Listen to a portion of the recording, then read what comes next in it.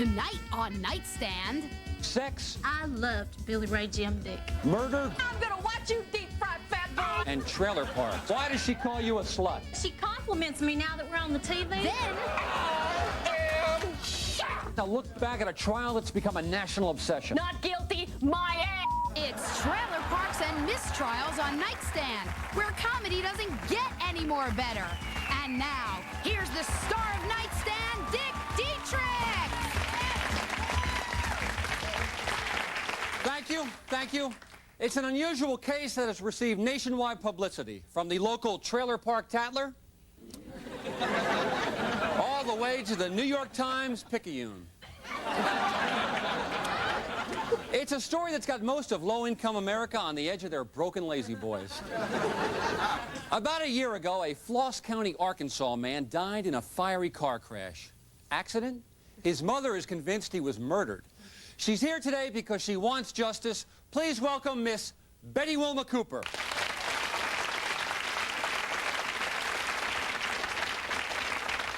Betty Wilma, welcome. Tell us about your son. What's his first name? Billy Ray Jim Dick. So he has 4 names? No, it's Billy Ray Jim Dick. Is this the old who's on third routine? Anyway, Billy Ray Jim Dick, he died in a car accident. Betty Wilma, tell us what happened. Well, Dick, Billy Ray Jim died in a car accident.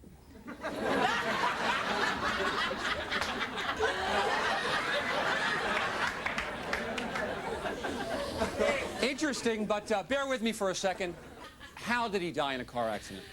Well, it was late on a Tuesday night at the trailer park, and Billy Ray Jim called me up and said he was going to the store and did I need anything. Well, I did need me some Bisquick and some potted meat and Spam for sandwiches. But Billy Ray Jim Dick never came home with them there victuals, did he? No, the police called me up and said that Billy Ray Jim had probably fallen asleep at the wheel and driven his pickup truck into a refinery.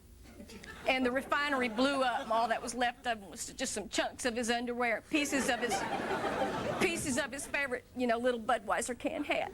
But you don't think it was an accident, do you? No, I don't. I think that somebody kidnapped him and drugged him with that gas, that's in cans of cheese, and propped him up behind the wheel of his pickup and just sent him on to his death. You paint an interesting photo. So you think someone had him killed? I don't think. I know. His wife, Jolene, had him killed. And you want to know why? Pourquoi? I'm going to tell you anyway. Jolene was a slut. Ooh. That's right. She was a slut who didn't even wait for the dirt to get spiders before she started taking up with men again. Didn't wait for the dirt to get spiders. That's right. You gotta love these folksy aneurysms. Anyway, Betty Wilma, just because a woman's a slut, that's not enough reason for her to kill somebody. No, but it is if that person's got money. Ooh, Billy Ray Jim Dick had money. Honey, he had the monopoly on the septic tank business there in our... Hey, listen, he loved that stinking business. So he was sitting on a lot of money. That's right. That's right. Never enough for Jolene, though. She'd spend money like a Chinese horseshoe at a 3-legged dog race. Goes again. A Chinese horseshoe at a 3-legged dog race. Miller, are we keeping track of these aneurysms? Now, Betty Wilma, you said she was taken up with a lot of men? She didn't even wait. At Billy Ray Jim's funeral, she was just throwing herself all over Big Bob Little. Big Bob Little. Big Bob runs the trailer park we all live in, the Pair o' Dice. The Pair o' Dice. And you think Big Bob was in cahoots with Jolene? I do. They was in cahoots. They was lovers. I mean, he could hardly wait just to get my little Billy Ray Jim out of the picture. And now my dead son is gone. He's gone. He's... I'm sick. I need my pills. Can we break? I need my pills. Okay. Betty Wilma, you go ahead and medicate yourself. And you stay tuned because we'll be back faster than a 6-toed cat on a Mexican gun rack. Miller, these are fun.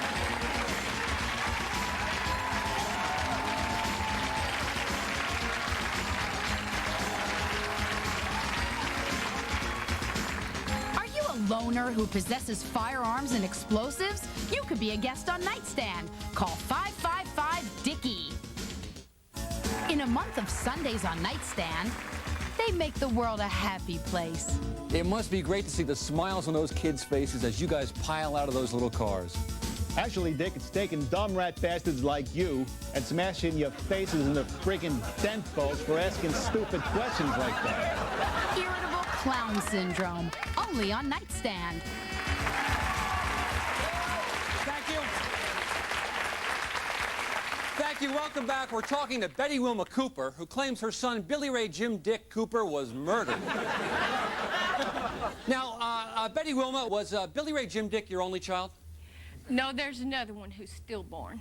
Oh, congratulations. When's he due? No, he's stillborn.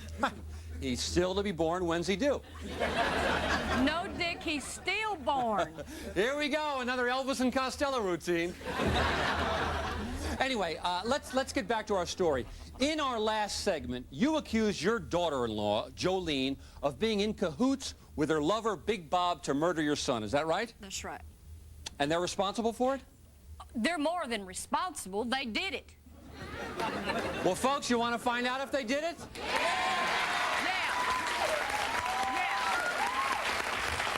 You want to meet half of the accused? Yeah! Come on out, Jolene!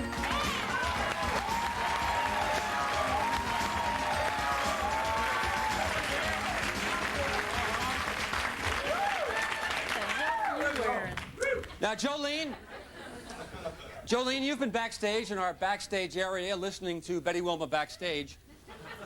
What do you think so far? Well, I heard what she said, and I don't know where she gets her information because I loved Billy Ray Jim Dick. Then why does she call you a slut? Oh, yeah, she compliments me now that we're on the TV. But at home, let me tell you, it is a different story. I mean, I don't want to say it, but she is a real B-I-C-H. Miller, can we say bish? We'll get a ruling. Jolene, you were married to Billy Ray Jim Dick for 3 years. Where did you meet him? At a family reunion. And you say you truly loved him. Yes, I did. No, you didn't. Yes, I did. I was a good wife to Billy Ray Jim. You are just jealous of me ever since I took your son away to the other end of that trailer park. Hey, listen, if you was such a good wife, how come you never gave him any? Oh. Ooh, well, Ask her that. Well, how would you know that, Betty Wilma? Yeah. Oh, you know what? It's a small trailer park, Dick, and listen, whenever I went to their trailer and was a-knocking, that trailer wasn't a-rocking. I offered my loins, Dick, but he never took. He never took. All he wanted to do was sit around in his BVDs and watch Matlock. Sounds like my first wife. If that's true, how come he never told me that? Maybe that's because he never had a chance, because you're always so busy entertaining them truckers. Ooh. Truckers? What? Yeah, sometimes 5 or 6 a night. I mean, this woman... No way. This woman No way. is a regular human loading dock. Oh. That is not true. Five or six truckers. Mercy sakes alive, we got ourselves a convoy. Nerve in the world, man. All right. Hey. All right, hey, you two. Just stop your bishing. Boy, you've been together for a minute now. You're arguing like two riverbanks on a Lithuanian dartboard.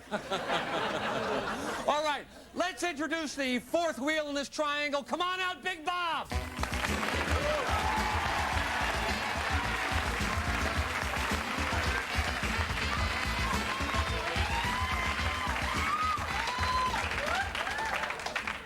Well, I can see why they call you, Bob. Now, Big Bob, you and Jolene were lovers, is that right? That's right. And where'd you meet Jolene?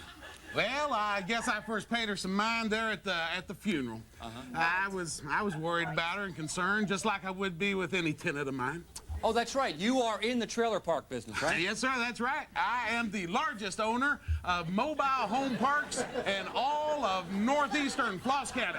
Really? That's right. 27 of them, Dick. And all of them overlooking miniature golf courses. You see, you get your country club living at 1/24 of the price. Anyway, let's get back to the story. You met Jolene at the funeral. She's looking kind of lonely. Is that pretty much what happened? Yeah, well, I saw her there all gussied up and wearing shoes. Yeah, sir, we got to talking, and one thing led to another, and you know, it weren't long before she was petting my skunk. Bob, there are children secretly watching this show. Well, no, Dick. You see, I got me this here pet skunk. Oh, that's right. And Jolene took a real liking to it. Hey, this is such She didn't need no shoulder to lean on because she was a sperm in her way before she didn't recognize us. Don't you, Wilma? You lie like a rabied bear and a bird bath. Hey, right. Well, you lie like a smooth eel on a possum's tongue, little lady. You lie like a dead cow on a train track. Yeah, well, you all lie like a German puppeteer at a Microsoft Word convention. I couldn't resist. Hey, we'll be back with more aneurysms right after this.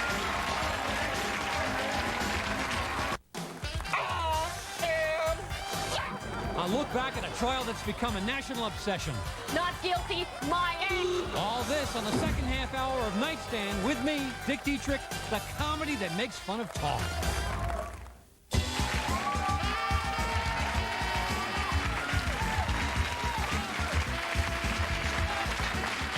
Thank you. We are back with an inbred mother, an heiress to a family fortune, and some accused murderers. Sounds like the Kennedys. Our next guest on Nightstand is one of the most respected journalists on any of those sleazy tabloid news shows. She's researched and written a new book on this case and on trailer park life called Bubba's in the Mist. Please welcome Diane Glass.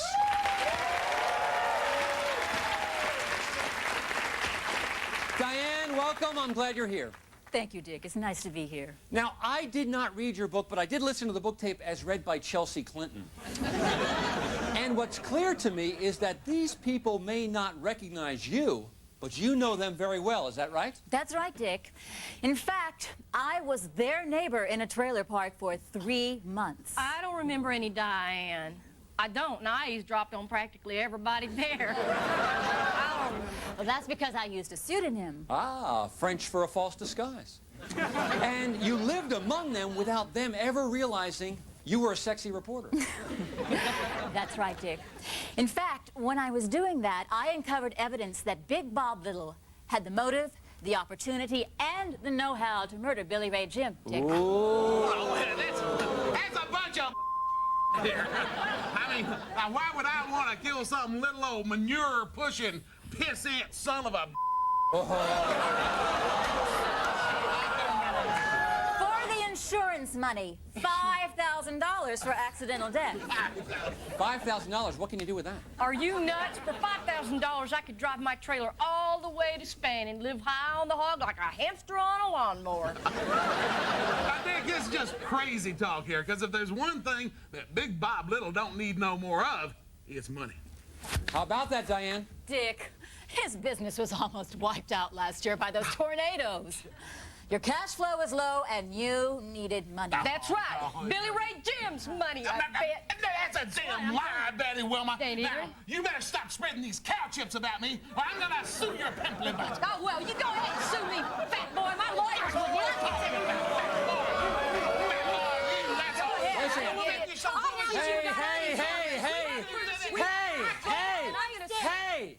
Hey, you're acting looking like a bunch of country pumpkins. Actually, Dick, actually, Jolene didn't know anything about this. Big Bob used her for the insurance money. That is ridiculous. I love Big Bob, and I know he loves me. That's right, sweetheart. Maybe he does, but he's tried to make love to a lot of other women, too. Ooh, well, he looks like a guy who can cover some ground. I do not believe that. Oh, no. Remember when you played the propane salesman, and I was the naughty little girl whose mommy wasn't home? Velma?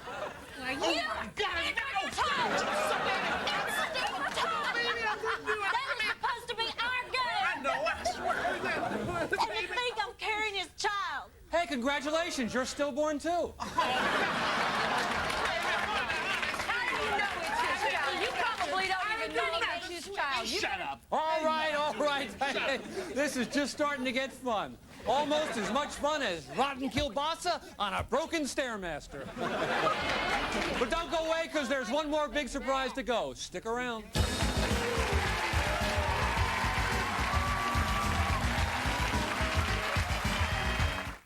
On some upcoming nightstand, it's really scary camping stories. Okay, Dave, you're alone in the woods. Two burly mountain men approach you, and one says, "Hey, you've got a real purty mouth." Then what happens? Find out only on Nightstand.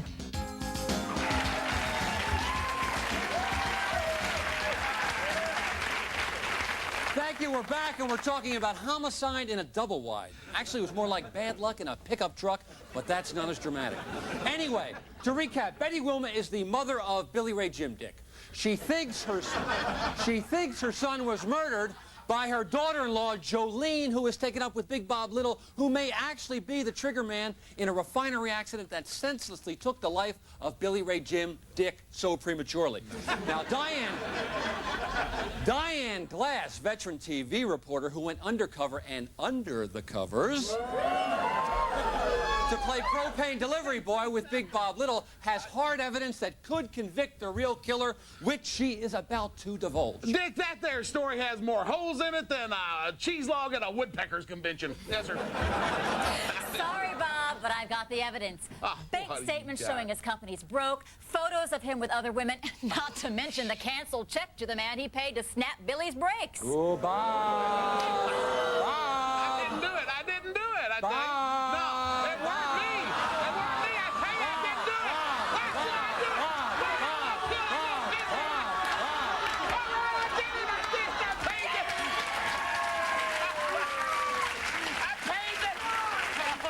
I paid to have the little pissy killed. I did.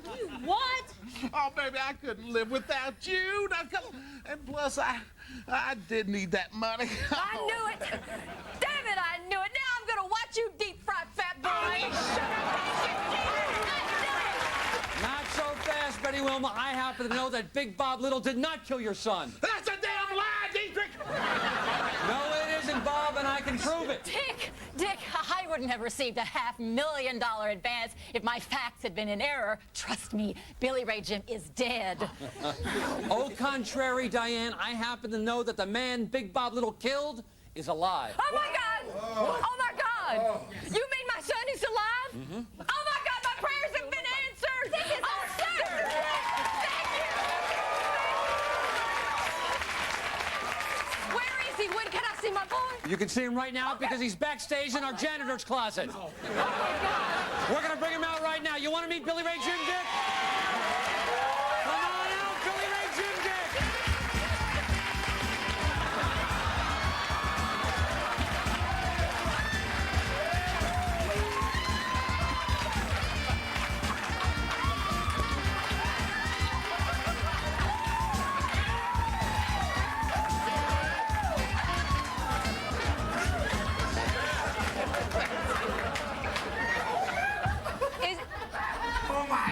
Is this Billy Ray Jim Dick? It used to be Billy Ray Jim Dick. Now it's Billy Ray Joan Dick. Oh, it's just Billy Ray Joan. Oh. So you lost the dick.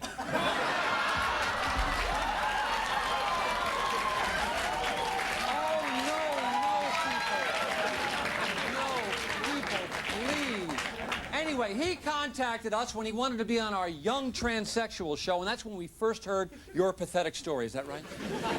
Yes, Dick. I've always felt like I was living a lie. Same old story, you felt like a man in a homely woman's body.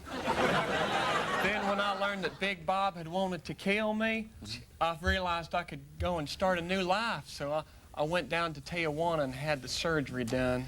By a doctor specializing in transsexuals? Actually, no, I could only afford a vet. But he had done a lot of neutering. We'll get back to that one of our weekly transsexual shows, but in the meantime, the case is solved, you are back. How does everybody feel? It must be great. What the hell are you talking about, Dietrick? You just got me to confess to attempted murder on national television. Gee. Oh. And I'll probably have to return the $500,000 advance I got from my book. Can I find out? One of my husbands is a woman, and the other one is a cheater. Well, how about you, Betty Wilma? Your son's back in your arms. You gotta feel great. Well, maybe you'll come back for our Mama Don't Let Your Baby Grow Up to Be Cowgirl show. Well, what have we learned tonight? Actually, not a lot. Except that sometimes when you're dead, it's better to stay dead. And we all great country aneurysms. In fact, we heard so many, I think I'm going to get a brain euphemism. For now, I'm Dick Dietrick. People, you got to stay right where you are, because there's more Nightstand coming right at you. Tonight on Nightstand, a look back at a trial that's become a national obsession. A bizarre freak show in which the media, lawyers, witnesses, and ex-jurors all cashed in for their own selfish purposes. Tonight, it's our turn.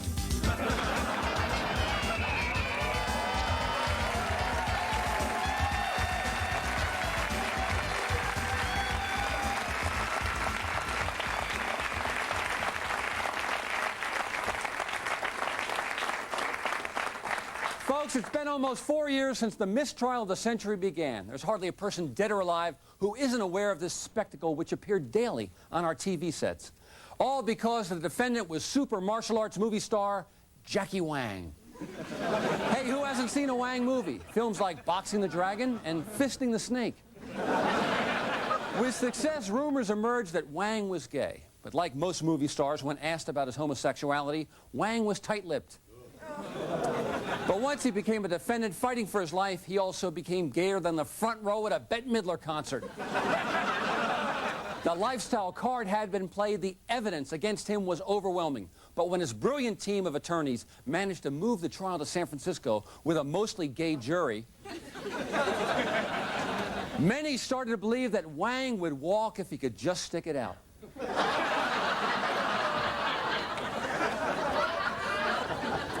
And he did. No one was more disappointed than my first guest, who was the captain on a losing team. Let's take a look at her in action early in the trial. The defense's characterization of me as hysterical is sexist and demeaning, and all I have to say is, I am rubber, and you are glue. Whatever you say bounces off me, and it sticks to you. Folks, you want to meet her? Come on out, Patricia Stark.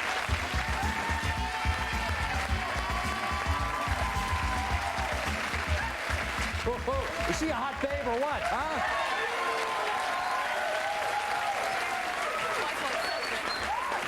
All right, Patricia, you were the top banana in the whole media fishbowl. You spend almost 3 years on the mistrial of the century, then you lose it on a technicality. My question, regrets? Sure, I've had a few. But then again, too few to mention. Forgive me, I'm a big fan of the Beatles. But Patricia, there was a point in this trial when things did not look good for you. Your experts were destroyed on cross-examination. You had evidence that was disallowed. Your witnesses got bad ratings. Tell us about that. Well, that was a bad time. So we convened our staff and our outside experts, and we analyzed what we were doing wrong. And we all came to the same conclusion. And what was that? I needed a makeover. And obviously it paid off, huh? Right, audience? But you know, let's be frank. I mean, you've become a media star with invitations to movie premieres, Hollywood parties. You've been romantically linked to everyone from John Stamos to Famous Amos. And I understand you hosted A&E's Evening at the Improv. How'd that go? Oh, that was a lot of fun. In fact, it went so well that I'm doing a pilot for my own late-night talk show. We could be competitors. Really?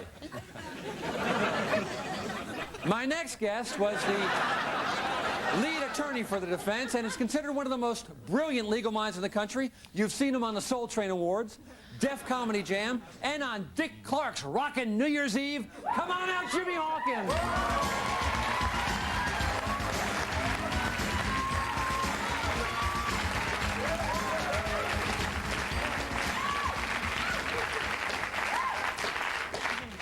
Welcome to Nightstand, Jimmy. Good to have you in the house, bro.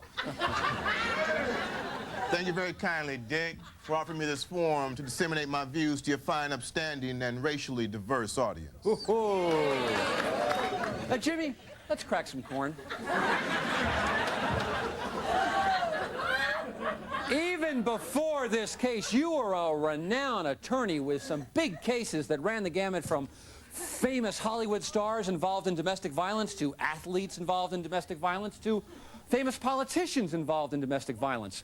But I guess all the hoopla in this trial has gotten out of control, I'm assuming. You got that right, Dick.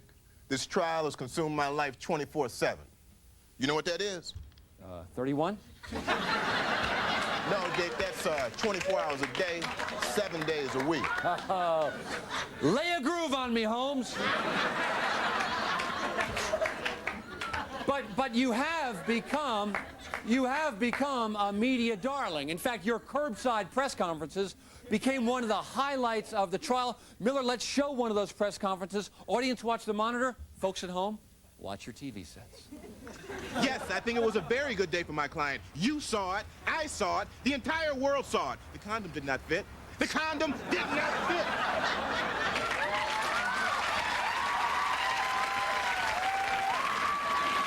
Excuse me, I have to say, if anything bugged me during the trial, it was that moment. I mean, anyone who was in the courtroom knows that condom fit. What do you mean that condom fit? The condom didn't fit. Oh, he was acting. I mean, Hey, folks, let's get back to the trial. Now, Patricia has apparently a talk show for herself. Jimmy, what's going on for you commercially? Well, there have been some remunerations, dividends, gratuities, kickbacks, and various forms of largesse. Largesse. Jimmy likes back. No, Dick, largesse is like an opportunity. Like my new line of men's cologne called Objection for Men. And of course, Jimmy Hawkins' legal briefs. The underwear with a scotch more room right where it counts.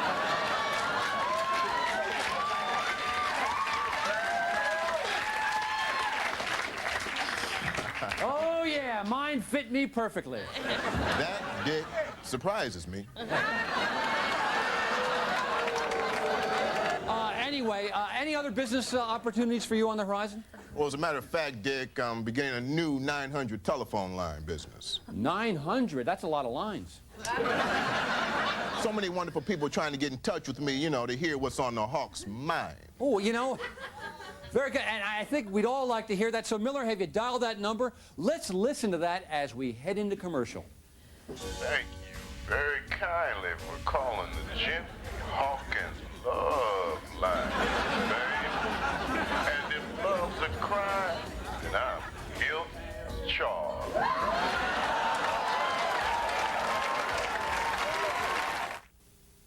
On an upcoming nightstand, it's celebrity stalkers. Famous Hollywood stars who stalk their fans. Whenever I get a fan letter, I look at the return address. Then I'd go over to their house and watch them all day long, harassing them, totally disrupting their lives. That'll teach them to write a letter to me. Any guesses who it is? Well, if you said the Winker, you're right. Ladies and gentlemen, Wink Martindale. Only on Nightstand. Yes, that's right. This evidence is incontrovertible, incontestable, indisputable, irrefutable, undebatable, undeniable, and unbelievable.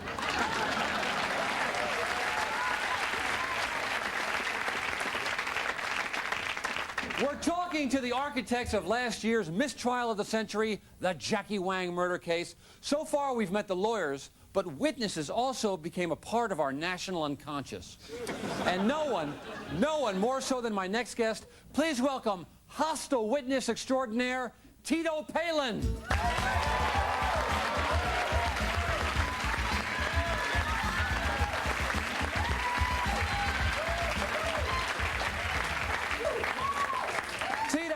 Welcome. Hey, would you mind doing that line for us you became so famous for? Oh, I'd rather not. Come on, audience, what do you say?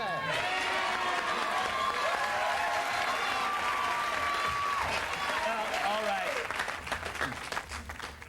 Can you repeat the question?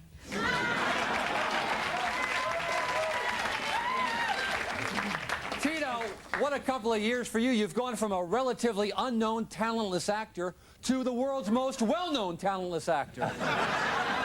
Well, thank you. The ice skating special with Tanya Harding, the production of Love Letters with Heidi Fleiss. But the question for you, Tito, is don't you think you've taken advantage of this trial for your own selfish interests? No, not at all. Come on, Tito, you're not under oath now. Oh, right. Well then, yeah, sure. You have to understand, I've been exploited too, which I explain in my new book. I am the house guest.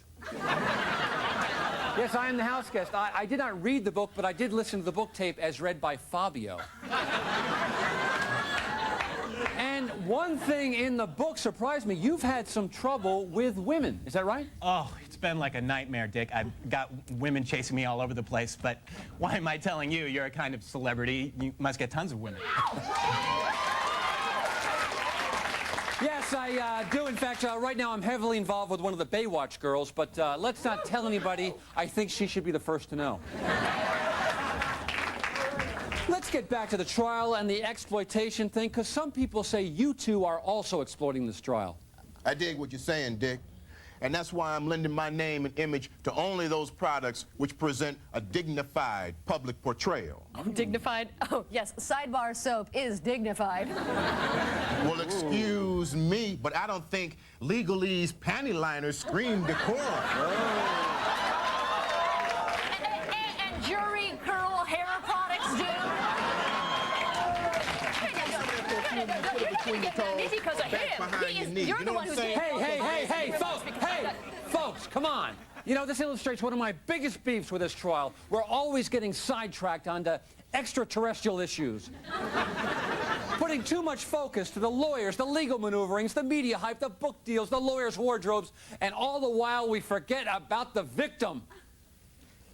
What's his name? The guy who got killed. But with us tonight are the parents of the guy who got killed. Folks, could you stand up? Because tonight we want to hear your side of the story. We want to know how you feel about the case. You know, not some media pundit like Jerry Spence. What's his story anyway? You know, what's with a buckskin jacket, huh? If the guy was any good, he could afford a real suit, don't you think, folks?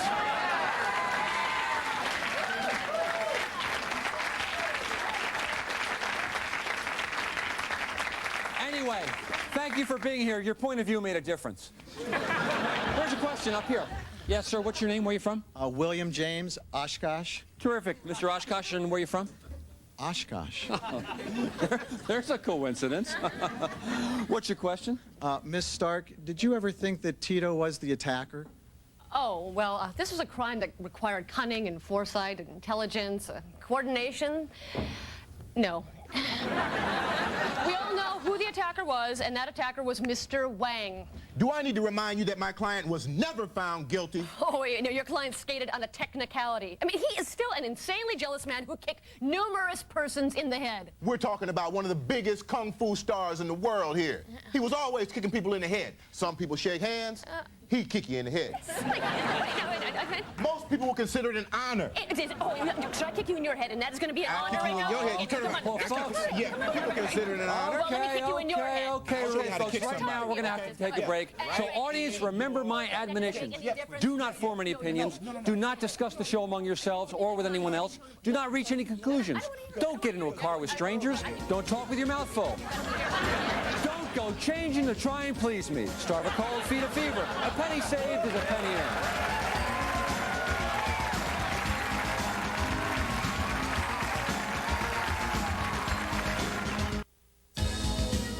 Do you have bad things to say about Saturday Night Live, but you can't because you're in the cast? Give us a call. On the next Nightstand, great adventure stories. So you're a tightrope walker and you're halfway across Niagara Falls on that tiny little wire when that pesky ear infection flares up. Then what happens? Only on Nightstand.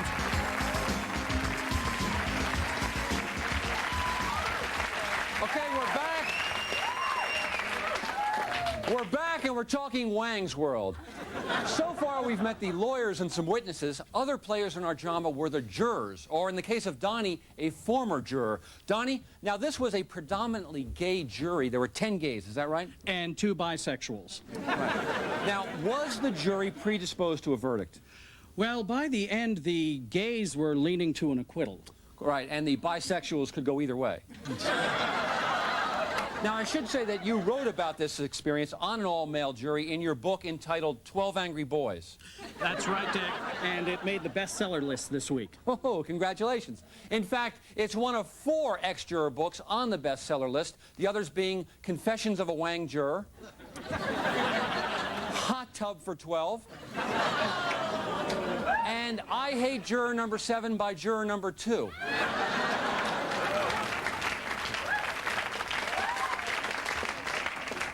Now, Donnie, over 2 years in sequestration and then the mistrial, but between you, me, and my national audience, how would you have voted?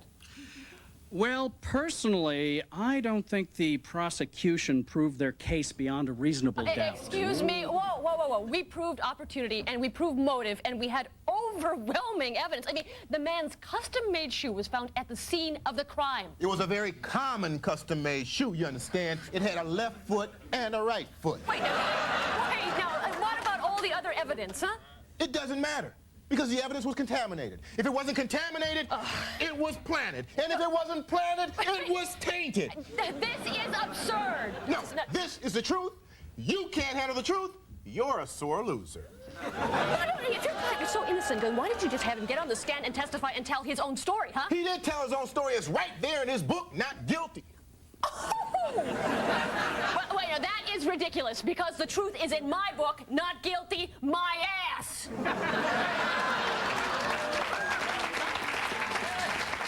Yeah, well, if you want to hear the truth, you can read it in my book, Not Guilty. You bet your ass.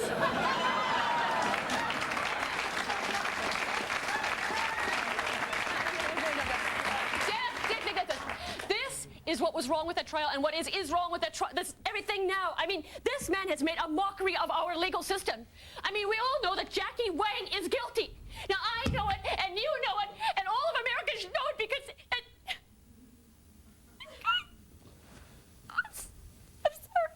I'm sorry, wait. Are you okay? No. Are you okay? I just can't do it. I mean, What's the matter? I'm sorry, I tried to be a mom, and I tried to be a career woman, and I tried to be, one of the boys, but I just can't do it. I'm sorry. I wanted to be the superwoman, and I couldn't because I'm just Patty Stark from Highland Park. Hey, you just bury that wet face in as far as you want to go. Come on, Patty Cakes, it's okay. You just got in a little bit over your head. See, this ain't no party. This ain't no disco. This ain't no fooling around. You was in a big league dog fight, and the big dog bit you on your butt.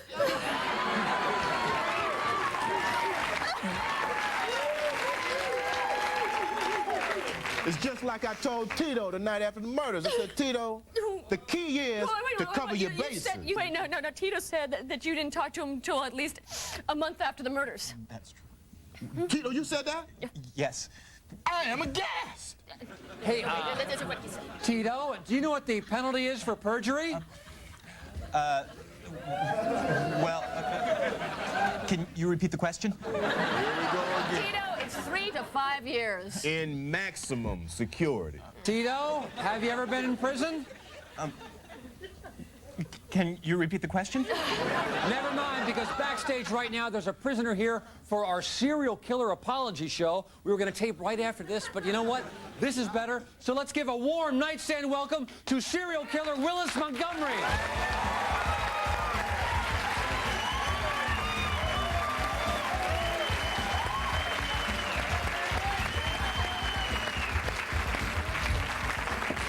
Hey, Willis, welcome. Can you give Tito a sample of prison life? You prefer to be the husband or the wife? Oh, okay, I confess. Yes, Jackie did it, and I helped him hide the evidence in exchange for 2 months more free rent. You did what? I am shocked. You're cute.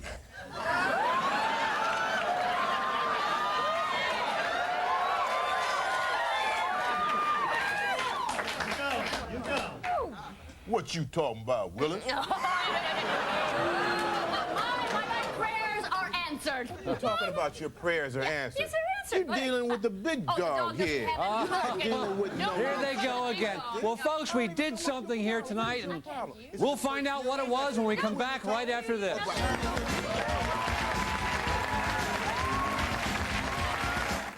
On the next nightstand, A postal worker who was actually fired. I think I was fired because I posed nude. Is that pretty much the size of it? Wait a minute! Wait a minute! Mr. Postman! Man, we're back and we're apologizing our butts off. And I'm sorry that I don't trip over my breasts when I walk. we exposed the post office and some very sorry people. All this and more next week on Nightstand with me, Dick Dietrick, the comedy that makes fun of talk.